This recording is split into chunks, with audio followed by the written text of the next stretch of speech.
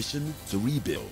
The last 3 years in Ogun State have witnessed unprecedented business and investment growth, led by a focused, determined, and purposeful leadership. Without any intention to probably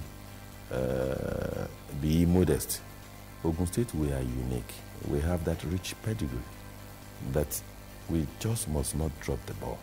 And when you look at what those our founding fathers, what they did, our mothers, our fathers, it was selfless service that they gave to the good people of Ogun State. And so, when the opportunity presents itself,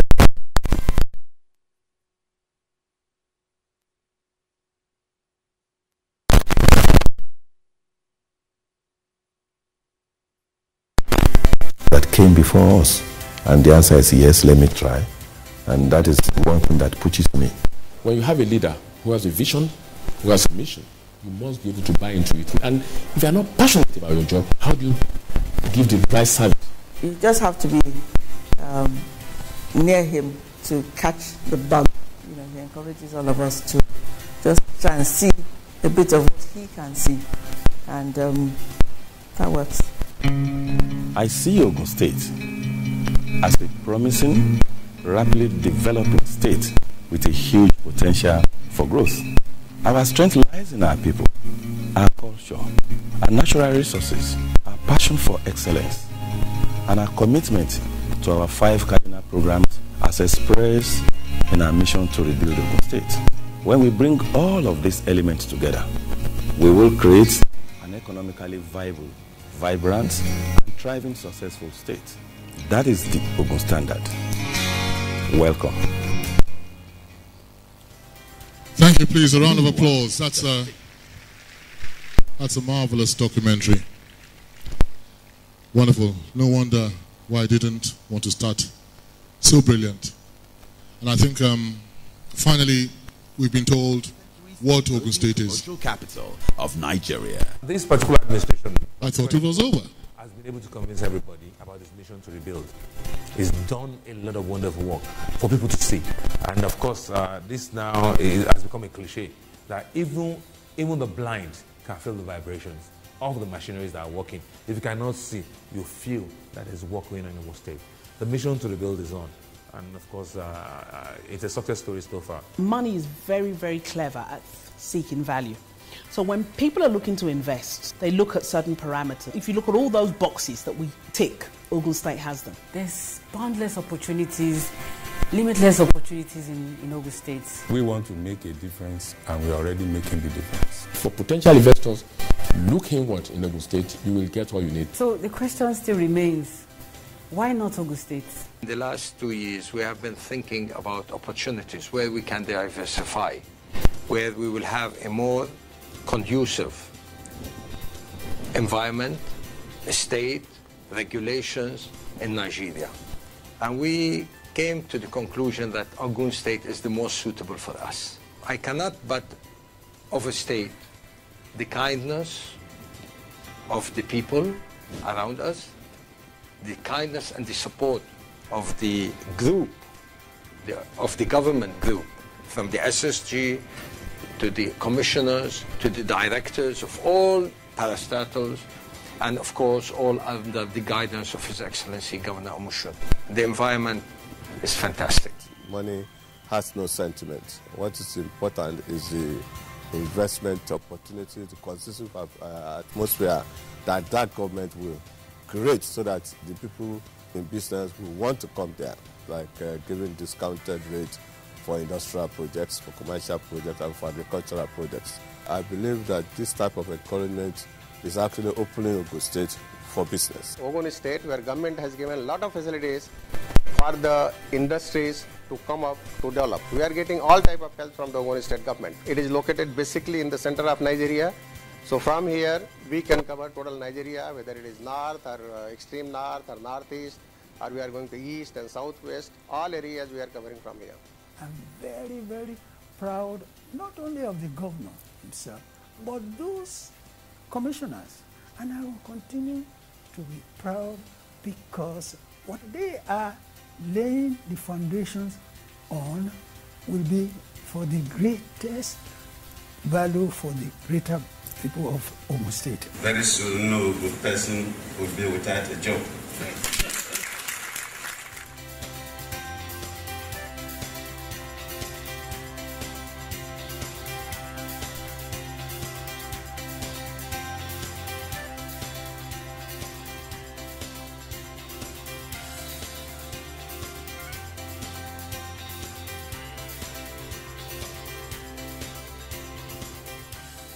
We welcome with open arms all investors who share our passion for growth and development. I have a future because Ogun State is working. We are open for business in Ogun State. Welcome to Ogun State. Welcome to Ogun State.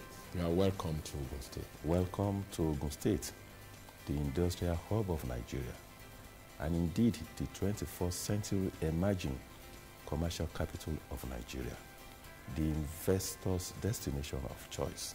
We are truly and always open for business.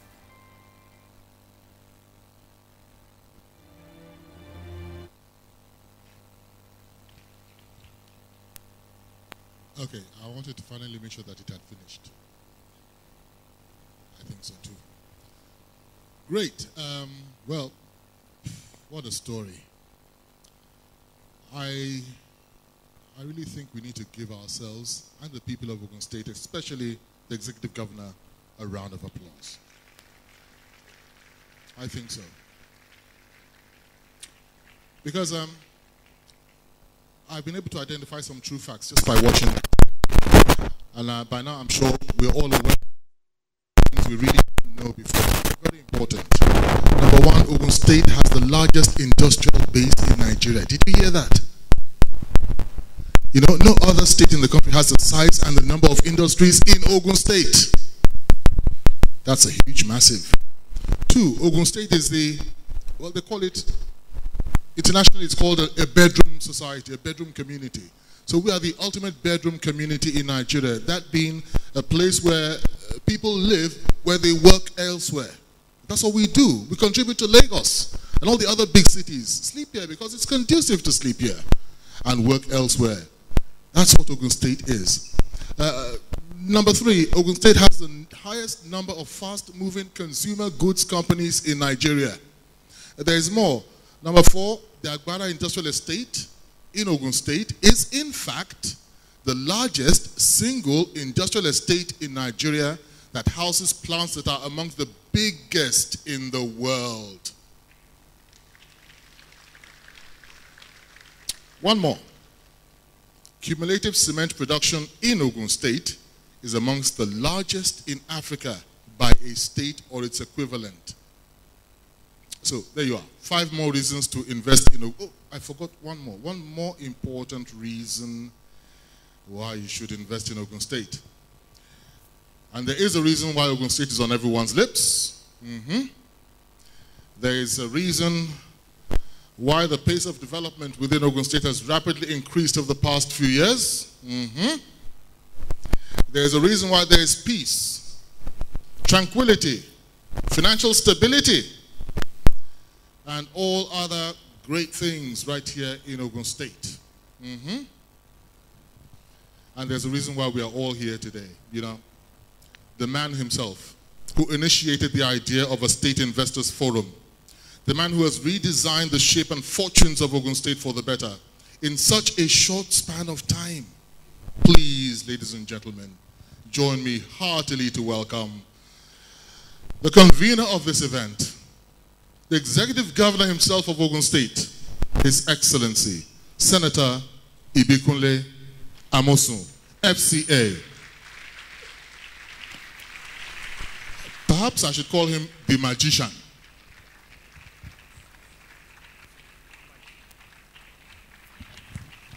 Thank you.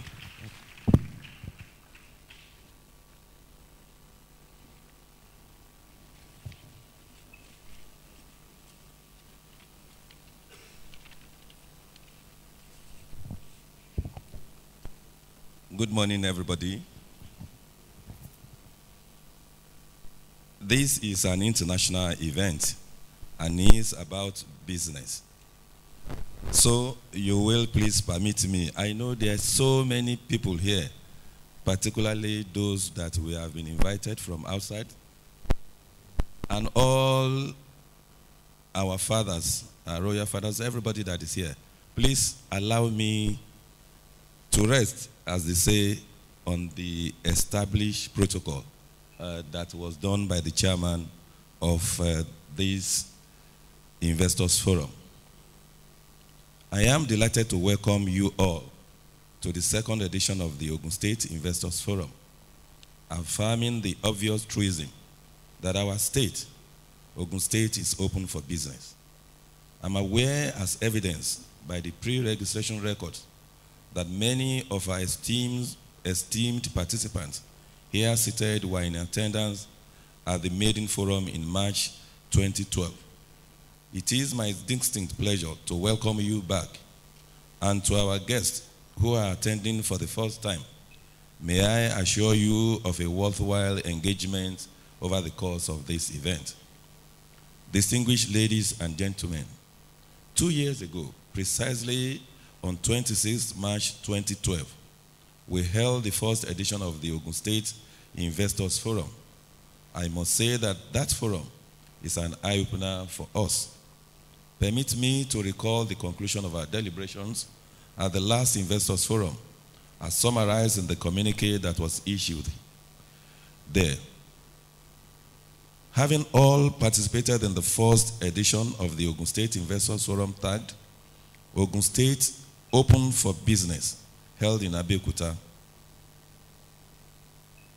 on the 26th and 27th March 2012, with a focus on showcasing opportunities and creating an enabling business environment in Ogun State, our government resolved to do the following: to enhance Ogun State's position as one of the fastest growing investment destinations in West Africa and indeed the continent of Africa, to improve available infrastructure while developing new ones, and encourage genuine investors to acquire land by offering them significant discounts at various levels, to aggressively promote agriculture, which has been identified as the pivot of our industrial plan, to effectively harness our rich mineral resources by encouraging existing and potential investors in this sector, and to take full advantage of our proximity to the largest market in Nigeria, Lagos State, and other southwest states,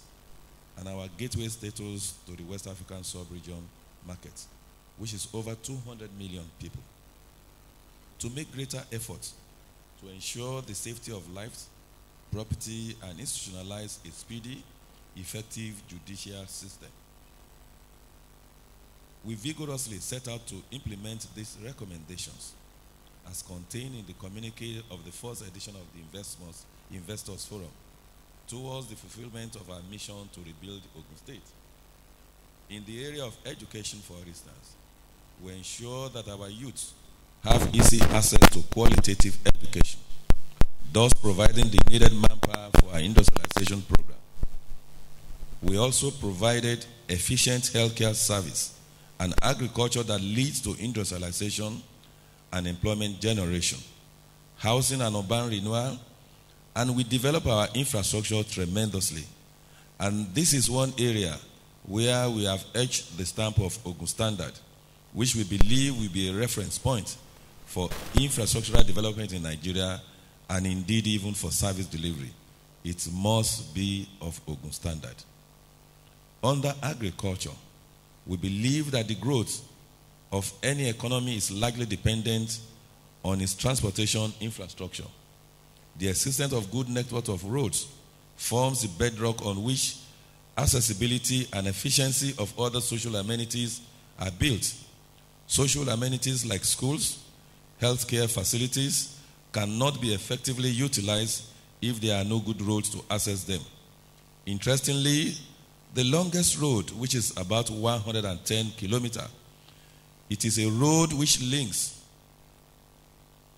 Ilara, Tombolo, Ijoun, Tata, Egua, Ojaodon, Ebute Gboro, Ilashe. This road links 4 of our 5 local government areas in the western part of our state and provide access to tens of thousands of hectares of most arable farmland in our state. We also adopted an agro-polythene development strategy, thus making our state the first in Nigeria to achieve this. This is a development paradigm that ensures that millions of our citizens are engaged in the agricultural value chain and are able to achieve prosperity where they are. The agro-polythene development strategy emphasizes the localization of primary production and manufacture. The goal is to enhance the income and welfare of the rural areas through the acceleration of integrated regional development. By this, we embark on rural and urban linkages that encourage development of agribusiness network. The objective is a populace-based, competitive, sustainable, and decentralized agro-polythene region. Today, we have created an enabling environment for investment to thrive and improve our investment climate, and thus make our state an investor's destination of choice. For instance, between the hosting of the first edition of the Ogun State Investors Forum and now, about 46 major industries with a total investment of about $7.3 billion have established businesses in the state, while over 30 others are in the various stages of completion. Indeed, you will agree with me that Ogun State is truly open for business. We have Lafarge Wapco Cement, Wemco Coal Steam, May and Baker, Shanghai Plant, Procter & Gamble, which is the largest single American investment in Nigeria. And outside the petroleum sector, we have the Dangote Cement. Indeed, the question is who is not in Ogun State? Almost everybody, particularly all of these conglomerates, multinationals, everybody, they want to be in Ogun State. So the question is who is not in Ogun State? To maximize the potential of our agricultural value chain, we have targeted massive investment in infrastructural development and improve the quality of life of our citizens. Deliberately, we have begun an irreversible process of erecting modern facilities in our rural centers of agribusiness. We have also conducted the business of government and reformed the structures of our service delivery to ensure that Ogun State is not only open for business, but indeed friendly to business. The tremendous positive response of investors in choosing Ogun State and our unflinching desire to enhance the value proposition of Ogun State for designing investors have informed our choice of the theme for this forum and a direction for the immediate future. Let me say we are ambitious, we are determined, and we are forward-looking in our developmental programs and projects. We are focused on preparing our people and our state for the future. We see Ogun State as one of the states that will play a pivotal role in the future development of Nigeria and Africa by harnessing our natural potentials in agribusiness. Providence has been good to us. Ogun State is located on a land mass of about 16.4 square kilometers, of which over 80% is arable. Consider arable land that is larger than the total land mass of Israel as a nation, Croatia and Cape Verde added together. Our state is endowed with a favorable climate and good vegetation for all-year-round cultivation of various cash and food crops, as well as livestock rearing. The climate is also conducive for business and industrial growth.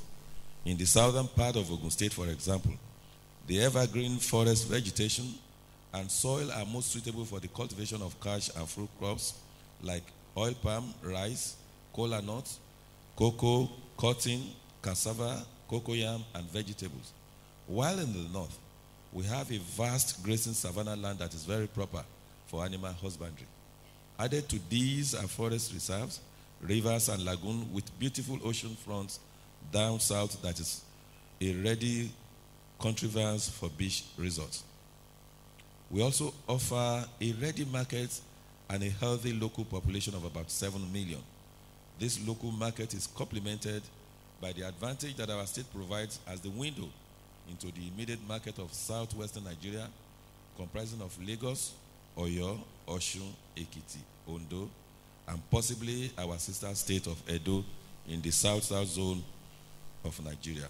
With a total population of about 40 million, and an added advantage of the gateway to the West African sub-region with an estimated population of about 200 million people, definitely we provide a ready market for your products. Let me add quickly that agriculture and industrialization provides a very fertile ground for our partnership and cooperation with the private sector for mutual benefits. It presents immense investments and business opportunities for international investors, individual and all organizations. We see agriculture as a credible means of creating huge employment opportunities for our teeming young graduates. Our vision for agriculture includes expansion into the agro-processing industry along the value chain. Presently, only about 20% of our farm produce is processed. The rest is sold as cash crops or left to rot due to insufficient processing capacity. This we need to change, and we must change. And indeed, we have started. Our approach in Ogun State is not only holistic but futuristic. Having realized that land is a key factor for meaningful agricultural development, our administration has allocated over 200,000 hectares of land to willing investors in agriculture at minimal cost. Also, in order to complement available acquired agricultural land belonging to government, the state government is taking steps through collaboration with host communities to make more agricultural land available for large-scale commercial farming. We have identified some particular sectors in agriculture as presenting viable business opportunities for investors. Some of these are palm oil, palm kernel and rubber cultivation, aquaculture and livestock. For example, palm oil and palm kernel oil are derived from the fruits of palm trees. Among the diverse usage of palm kernel oil are natural cooking oil, vegetable-based soap, cosmetic toilet soap, palm oil as feedstock for biodiesel production. In Ogun State, we have the Dura, the Piscifera, and the Tenera varieties. In fact, the Tenera is renowned to produce the highest oil content. Presently, we have 8 oil palm plantations located in 8 farm settlements in Adodo, Ajegunle, Agowoye, Koka, Ibiade, Ikene, Ilewo, and Shawonjo. Collectively, all the settlements have about 43,752 hectares of agricultural land available, while only 11,022 hectares is currently being utilized. Distinguished ladies and gentlemen, our state has natural rubber, para rubber, and the Hevia brasilensis, which are used in the manufactures of a number of industrial products, including tires, footballs, and other items. Rubber plantations in Ogun State are located in Ibiade and Ikene. Collectively, both settlements have about 1,377 hectares of rubber plantation. In another but related dimension, catch fish remains the most consumed form of protein in Nigeria in terms of daily intake per person. Clarias is locally harvested from coastal waters and several aquaculture farms in Ogun State. Locations include Odeda, which is the largest fishery center with fish hatchery production equipment, as well as Ilaro and Ilewo Orile. As regards livestock, we are home to the biggest poultry farm in Nigeria. We have therefore identified poultry, piggery, and cattle rearing as good potential areas of investment. Presently, we have sites at Kotopo, Emure, Odeda, and Ijebugbo. New sites can still be developed by interested partners. Ogun State is at the forefront of the regional push for agro-business development that will raise employment and alleviate poverty at all levels. We are focused on the development of both primary and secondary agricultural production in both public and private sectors. We believe that a business chain that traverses the primary production of raw materials to the manufacturing level, which ends with products on the shelf for the consumers could be initiated and sustained. We are talking about a community which comprises the farmer as the primary producer, the manufacturer, and the market, all provided with basic amenities of the metropolises, but which is sustained by the agri-chain business system. In doing this, We will not only be replacing the aging farming population, empowering and strengthening our local farmers, increasing investments in public utilities and social welfare, we will also be developing a conducive climate for business and investment. And we will have institutionalized the development of the agri-business system. Under the urban development, our urban development and housing strategies are closely related to agricultural development plan. We understand that the development of our cities and towns is of critical importance to our economic growth. We also understand the importance of achieving this in a sustainable manner. Shelter is commonly accepted as man's most indispensable need next to food. These are the two interrelated areas where we are open for partnership and investment. Affordable housing and urban renewal are two sides of a coin, and they remain a focal point in our administration's 5 cardinal program. We also recognize the tremendous impact it can have towards the fulfillment of our agricultural investment strategy. The Universal Declaration of Human Rights recognized half a century ago that access to adequate housing is a component of the right to an adequate standard of living. We are committed to the right to housing for all individuals and households in Ogun State, and seek creative, participatory processes between the public and private sectors to achieve this. Let me state that our ultimate goal is to intervene in the housing delivery process and ensure that all our citizens own or have access to decent, safe, and affordable housing. Ogun State is recognized as having great potentials for investment in housing. Firstly, its proximity to Lagos provides the state with an opportunity to provide formal housing to a large population already squeezed out of the Lagos housing market. Today, Ogun State houses more than 50% of Lagos workforce. Secondly, our state is a leading industrial hub and home to the largest concentration of industries in Nigeria. This will continue to grow, creating the need for housing.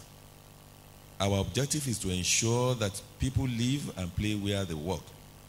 That is in our dear state, Ogun. I am happy to inform you that within 3 years of our administration, we have made achievements in housing delivery. Some of these include the construction of a variety of 2, 3, and 4 bedroom housing units at the Plainfield Estates, where we deploy a building technology to aid speed of delivery and quality. The development of a 170-hectare site and services residential scheme at Kobakwe, Abeokuta. The creation of Metro City, a new town in Isheri on the outskirts of Lagos.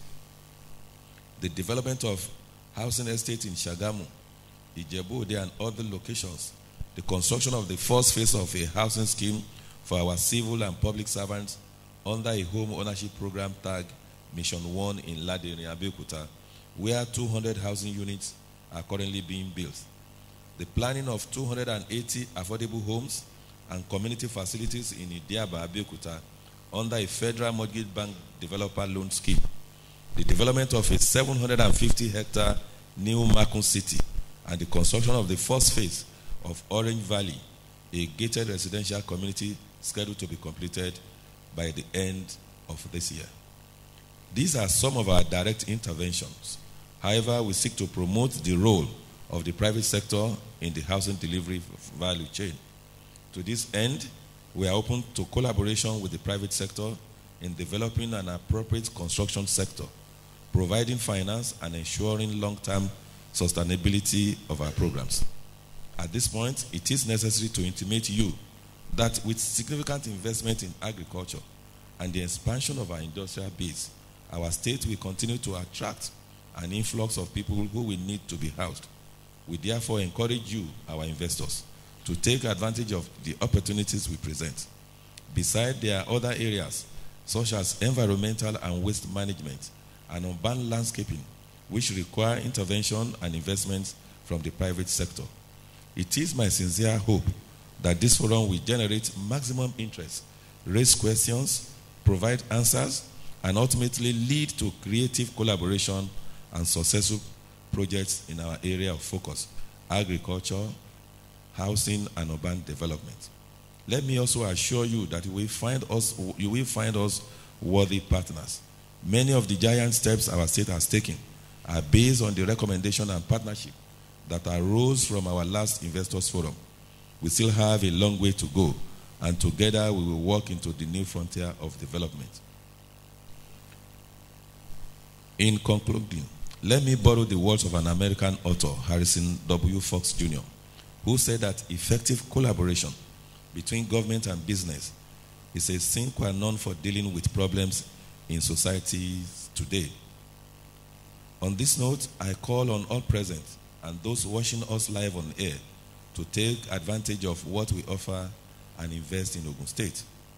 I welcome you all to Ogun State, the industrial hub of Nigeria, the state with the largest number of industries in our nation, which in less than 3 years has received more than $7 billion in investment. We have been adjudged by the Business Day newspaper as the fastest growing economy in Nigeria and an emerging commercial capital of Nigeria. Welcome to the most secure state in Nigeria. I welcome you to Gateway State, the gateway to the busiest transportation route in Africa, the gateway to the West African sub-region, providing access to additional markets of over 200 million people. I welcome you to the state of many firsts, the home of the first chartered accountant, the first Nigerian judge of the Supreme Court, the first Nigerian Chief Justice, the first Nigerian professor of medicine. Indeed, maybe we should put here as well that I think Ogun State is the first to have a judge in the International World Court at The Hague. And he's right down seated here. Can we see him? Can you take a bow, sir? Principal Ajibola, I think this is one of the first that Ogun State did. We have the first Nigerian professor of medicine, the first female political activist in Nigeria, the pioneer permanent representative of Nigeria at the United Nations, the longest serving Nigerian president, and we are home to the Black Africans' first Nobel laureate. Welcome to the home of culture and tourism, home of the first Bible in Nigeria, and indeed the home of the first church in Nigeria. Welcome to Ogun State, the new frontier for economic and social development. Welcome to the state that is truly and always open for business. I don't know why this is not here. It should be written here. That we've said that we want to be what New Jersey is to New York. That's why we want to be to Lagos. Indeed, we want to be more than that. I've always said, and my brother is not here because they are busy somewhere in Ekiti. Because we've always said that we encircled Lagos, the commercial capital of Nigeria. And what we seek to do, we seek to feed Lagos, not only Lagos, every other state within the southwest here, and of course the assets that we have to the West African sub-region. We seek to house them too as well. We seek to move them. And when I tell them, how do we want to move them? Now they've started, of course, the rail. And we are following suit. We are linking all our major cities, indeed with the neighboring states, with our light rail system.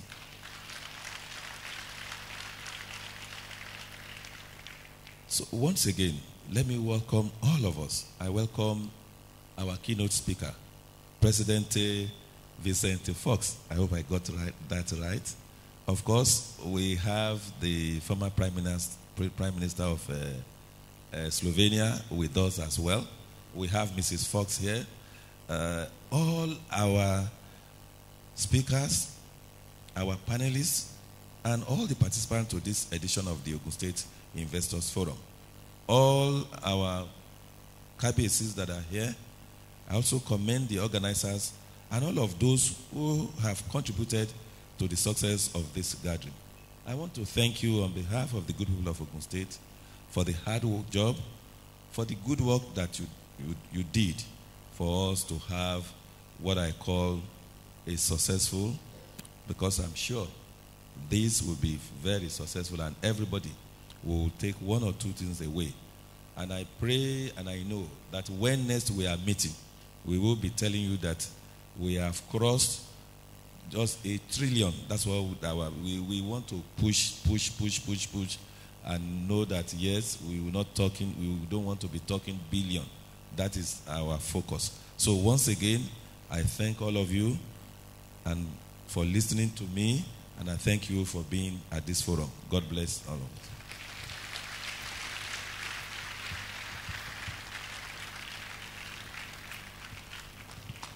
Thank you, Mr. Governor. Please keep the applause going. Thank you. Thank you indeed. Wonderful. That just about sets the ball rolling for everybody else to be on their feet and to get the job done. The order has been given. The rest of us follow. Okay, just one or two quick announcements to make before we proceed. Our first plenary session takes place this afternoon, much later, a couple of hours from now. But this is just to inform all members of the panel, the panelists who will sit for the first plenary session. We want you all to just meet for a short meeting at 11:45 a.m. at the foyer just outside the hall. I'm talking about Ms. Marie-Francois Marie-Nelly of the World Bank, the country director for Nigeria, Mr. Shegmat Baje, MD of GT Bank, Chief Audu Ogbe, chairman of the Fugo Farms, Mr. Dikpo Onobanjo, estate surveyor and valuer, and of course, Honorable Commissioner for Finance, Mrs. Kemi Adeosun. And perhaps also, as well as the moderator of that event, Dr. Doyin Salami, Senior Fellow, LBS, all to meet 11:45 a.m. at the foyer. Important things to be discussed, I am told. And also, if you have completed writing the forms, there's ushers going around collecting your forms, and you haven't completed your registration, please just pass those signed papers on to the ushers. They'll take them to the central office, and we do expect that the process will continue while you sit here and enjoy our discussions. And of course, by the time it's lunch, hopefully your pali will be ready. Okay?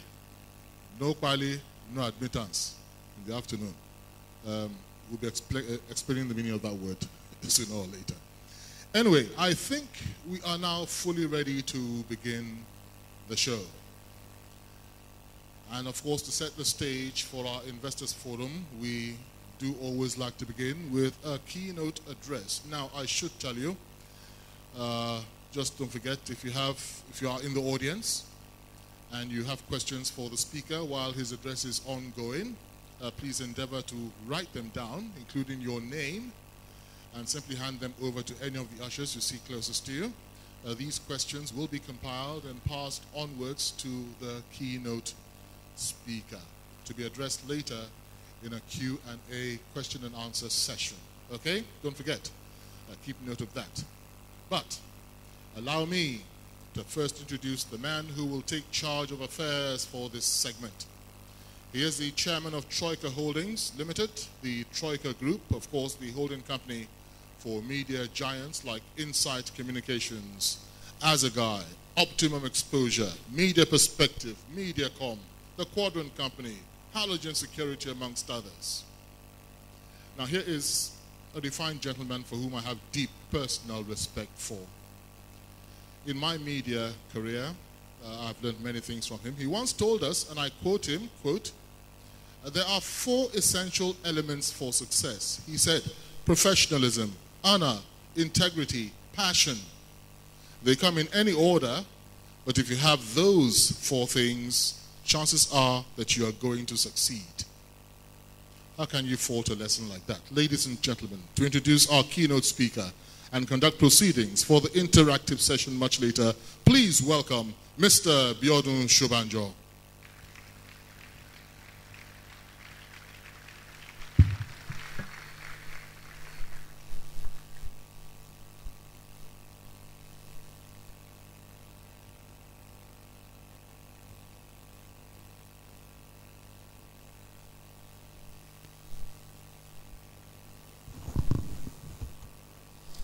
Good morning, distinguished ladies and gentlemen. My role is to moderate this session of the program.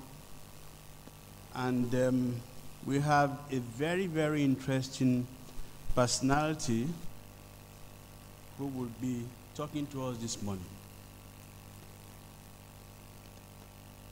It's important that I go through some few facts I have about this wonderful gentleman.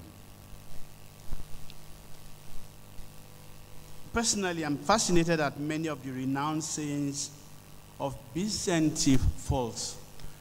Most of us will call him Vincent, but research tells me that, and I actually did ask him this morning, the correct pronunciation of his first name. It is Vicente Fox, former president of Mexico.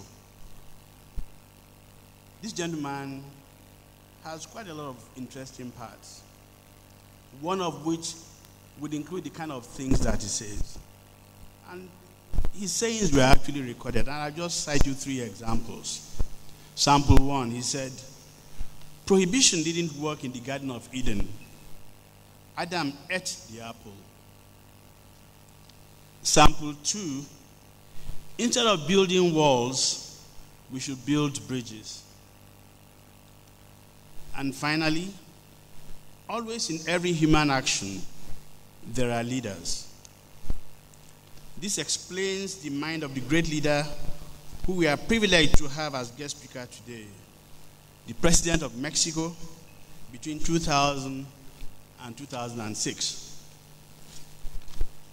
Vicente Fox, former President of Mexico, is a charismatic reformer, credited with playing a vital role in Mexico's democratization and strengthening its economy.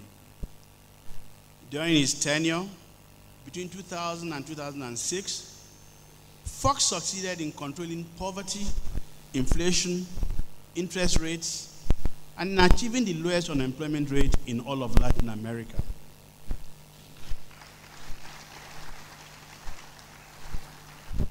He was born in Mexico City on July 2nd, 1942.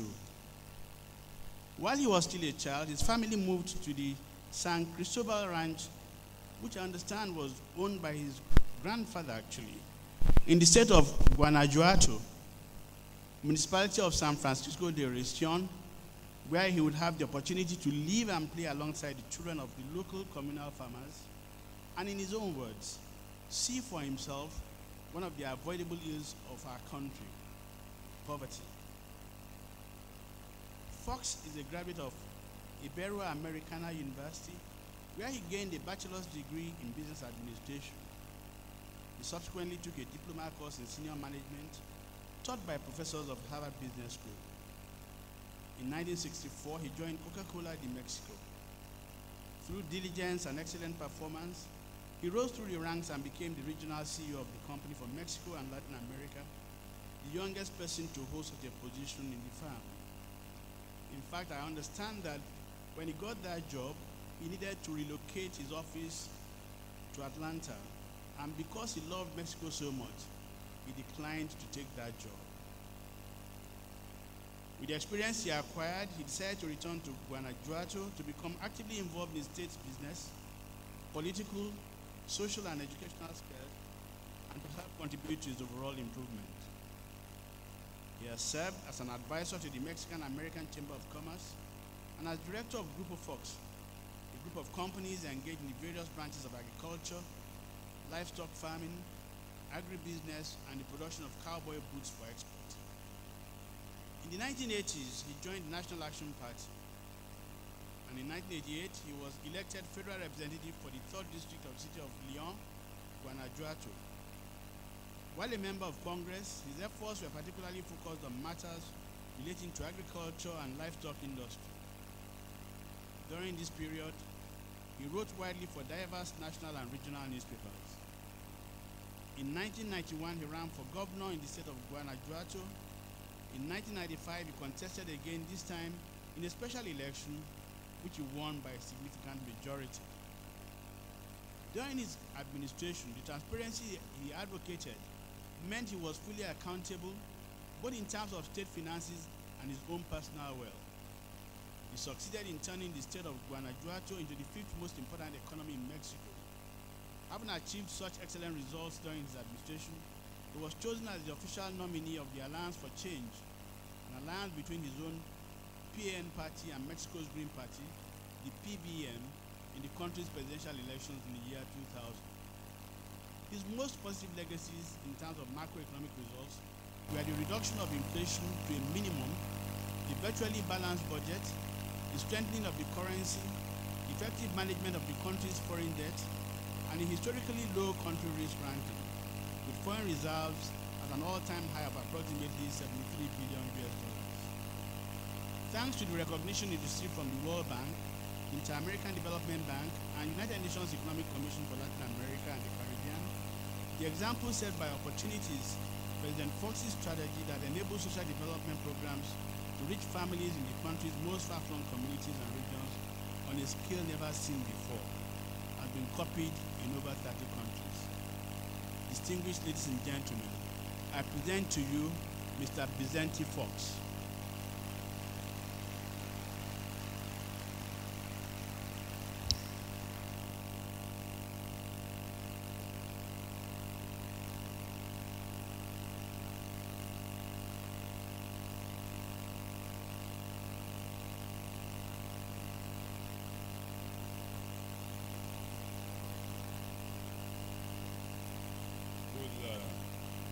Morning,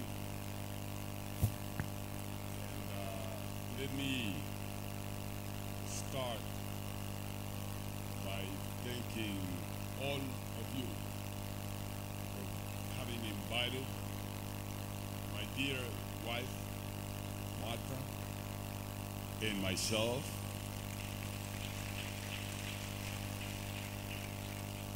by the way, I love her very much.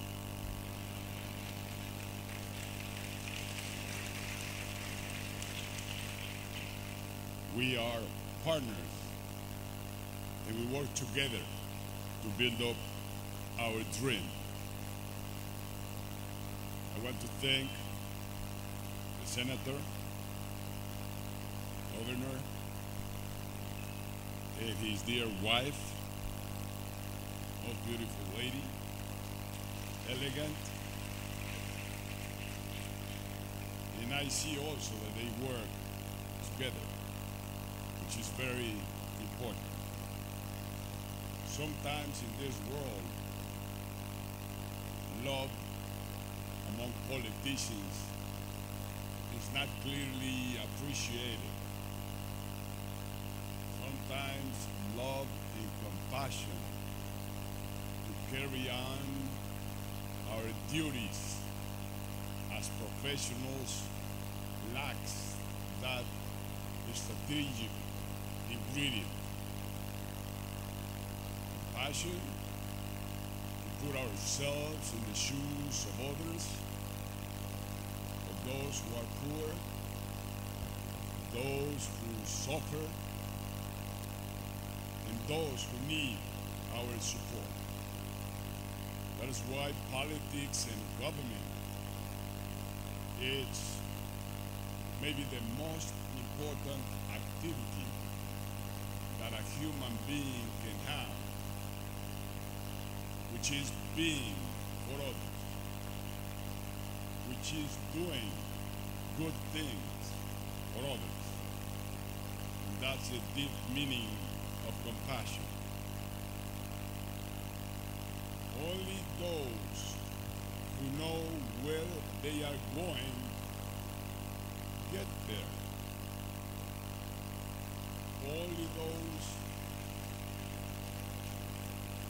Only those who build teams are successful.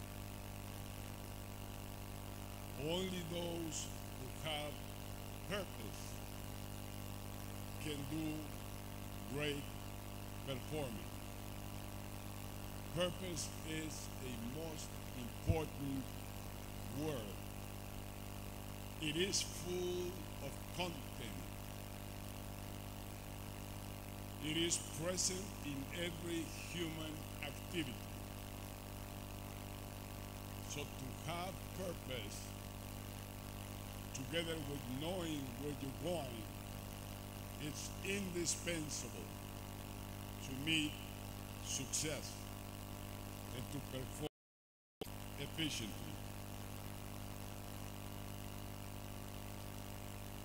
We all need a roadmap, either personally, we must have a life plan, or as a nation, state,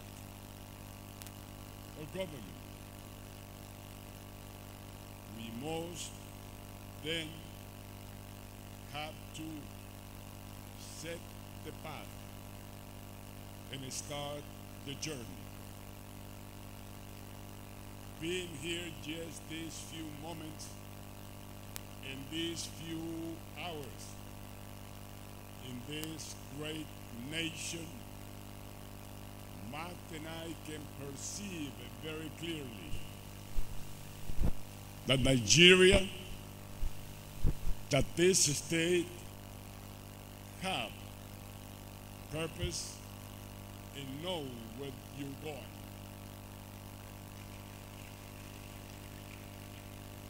This nation is promoting, together with the state, a new energy and dynamism to this great continent of Africa. I don't have any doubt that on the 21st century, Africa will not only be the so-called continent of the future, but it will be one of the powerful engines that is going to move the world economy.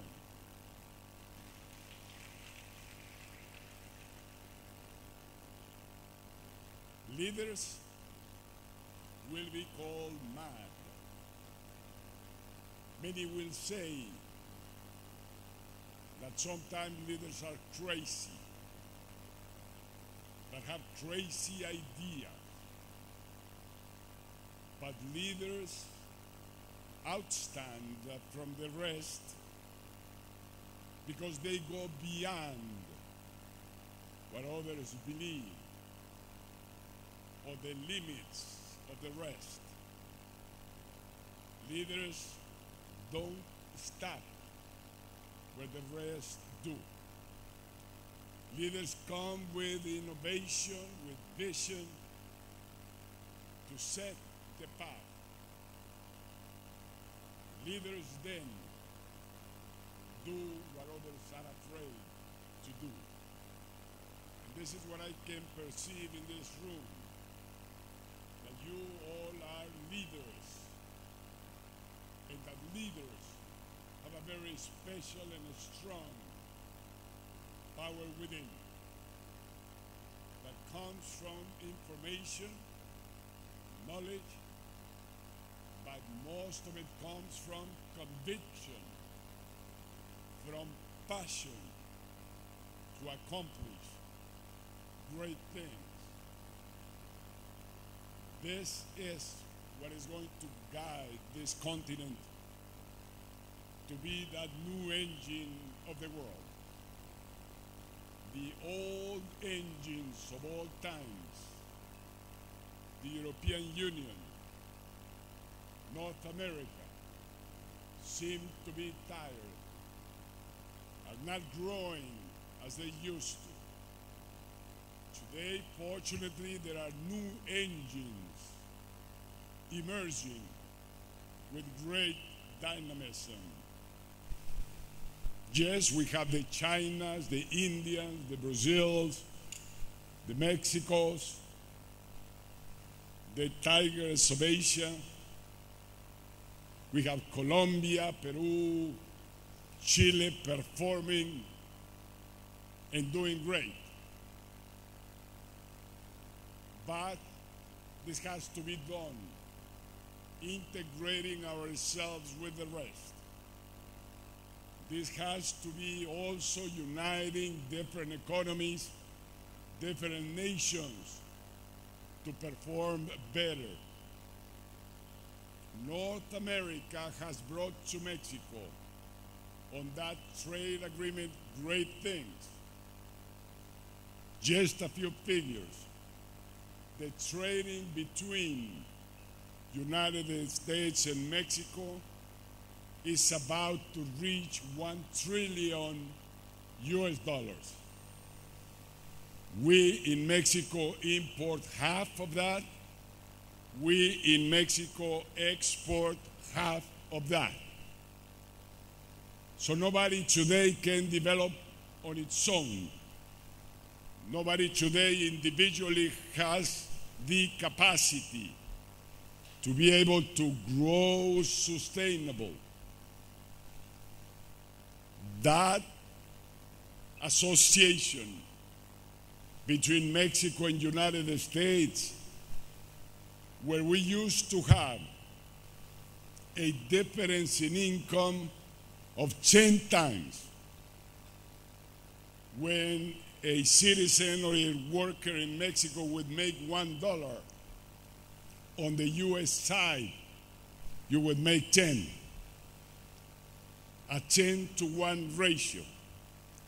Today, it is a 5-to-1 ratio.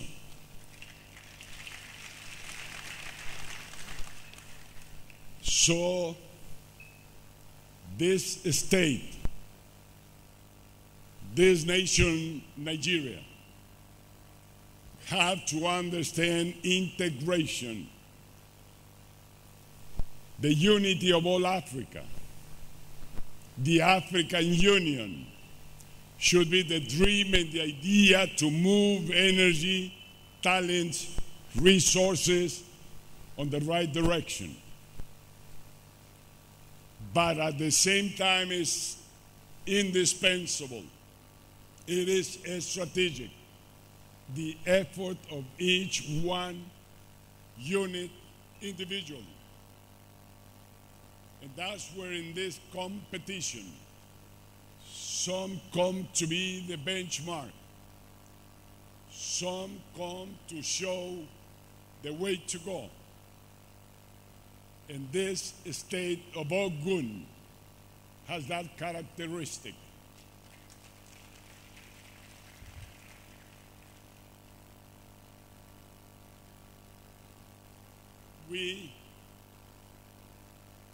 I myself want to speak a little bit about some of these success stories that Mexico has had.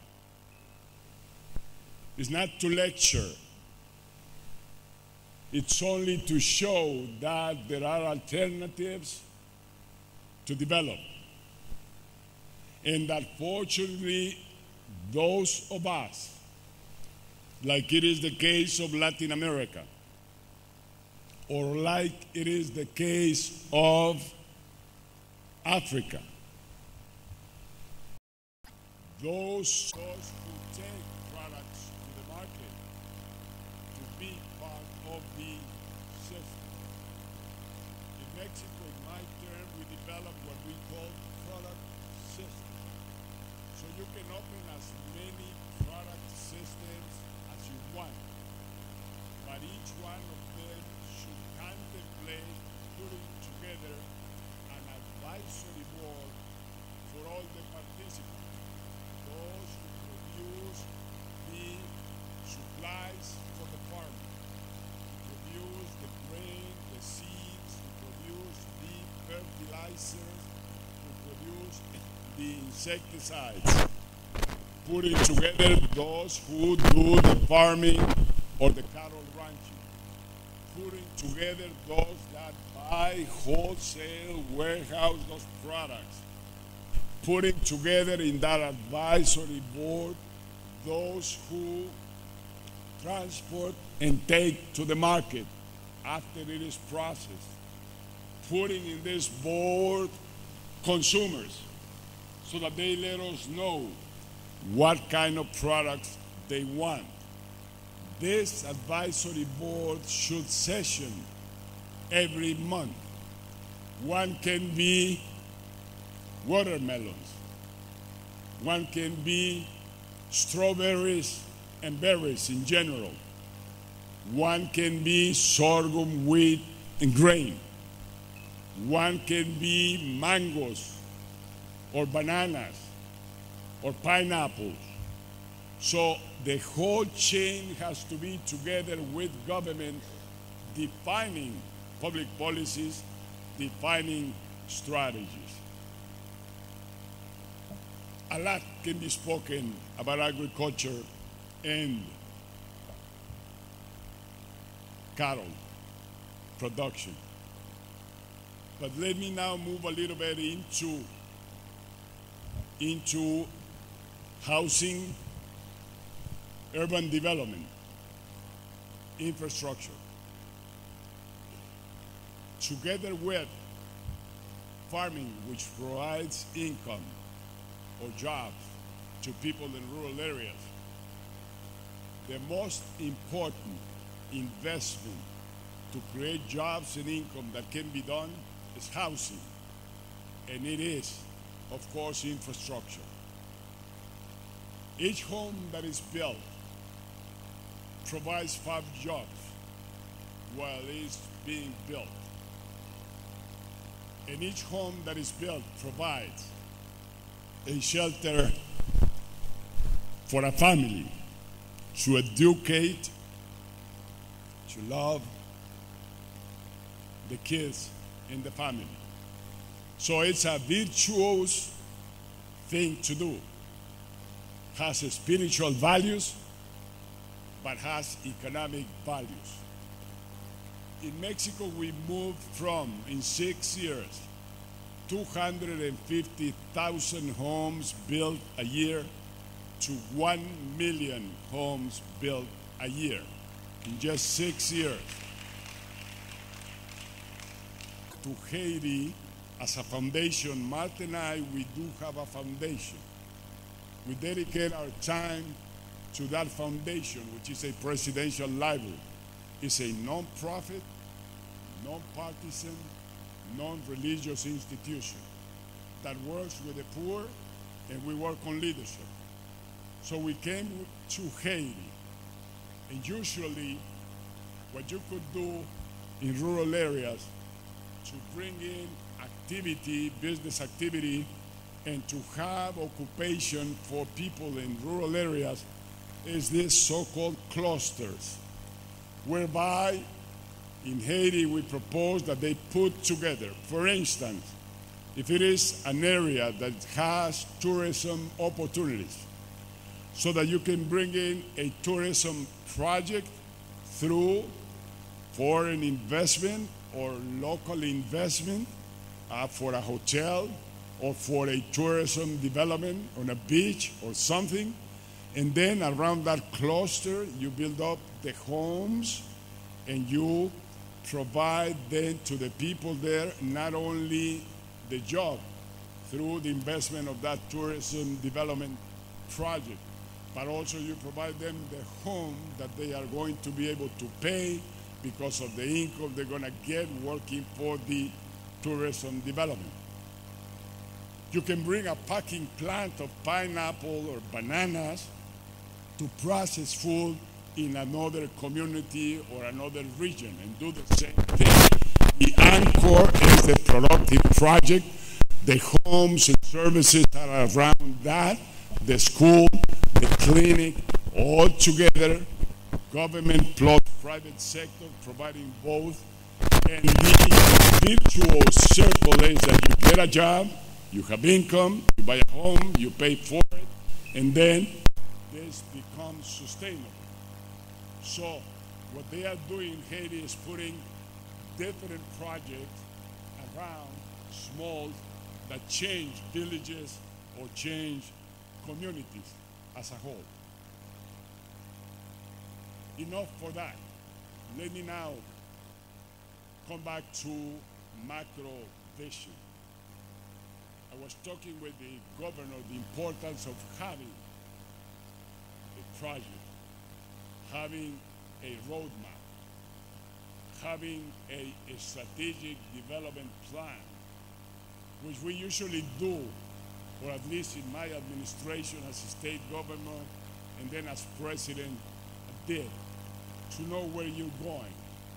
So usually it's putting together an academy with their wisdom and their knowledge, private sector and government, to work on that vision. You don't need more than 5, maybe 3 key strategic issues and sectors on which this state is going to be working.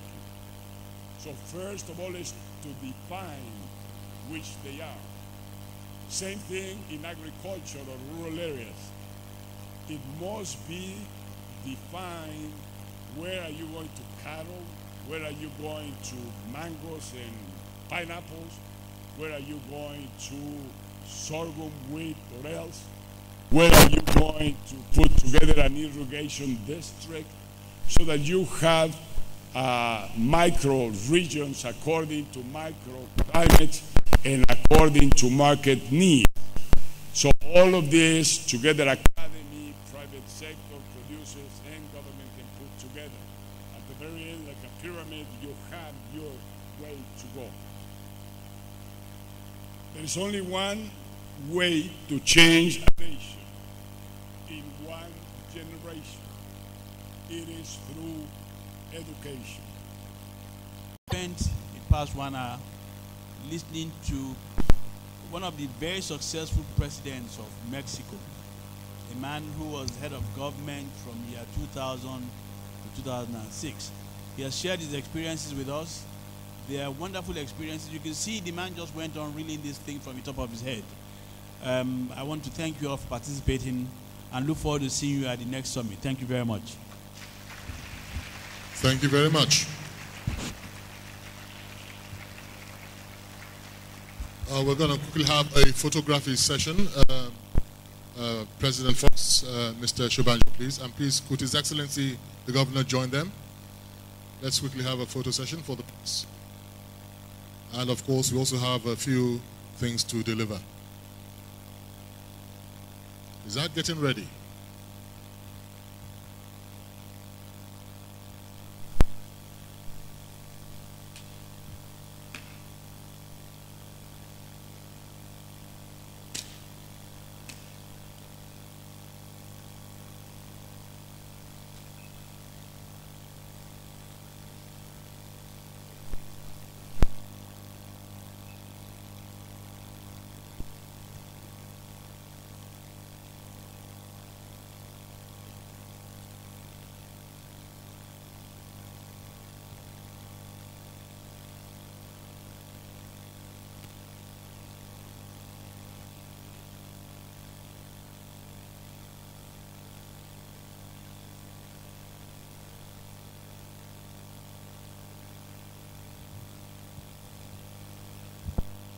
Also, I perhaps should inform you, we have a media hub somewhere behind the building, a media hub.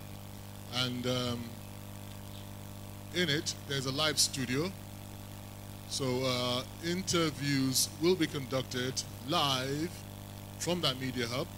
And of course, it's expected that President Fox and his host will be at that media hub interview session. So for all the media guys here, if you need to get involved, all the media guys should locate the media hub. It's behind the building. That session is taking place about now. Am I right? That session is taking place about now.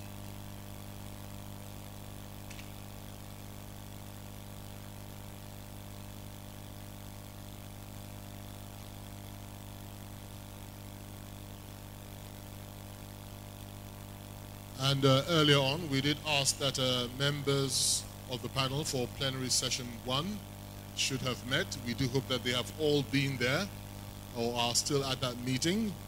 That's about to action right away after we complete the photography. And I'm talking, of course, about our panelists, Miss Marie-Francois Marie Nali, Mr. Segun Agbaje, Chief Adu Ogbe, Mr. Dikwa Nobanjo, Mrs. Kemi Adeosun, and of course our moderator, Dr. Doyin Salami. I expect that you should have met about now. Your session should start very shortly.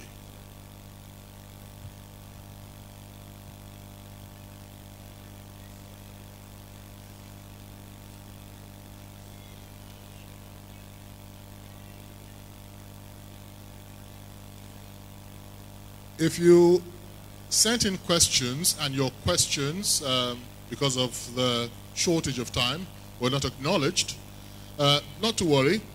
We shall endeavor through technology, email, to get them to the speaker, and I do believe he will send you personal replies also by email. So don't fret much if you sent in a question and your question never got read due to the shortage of time.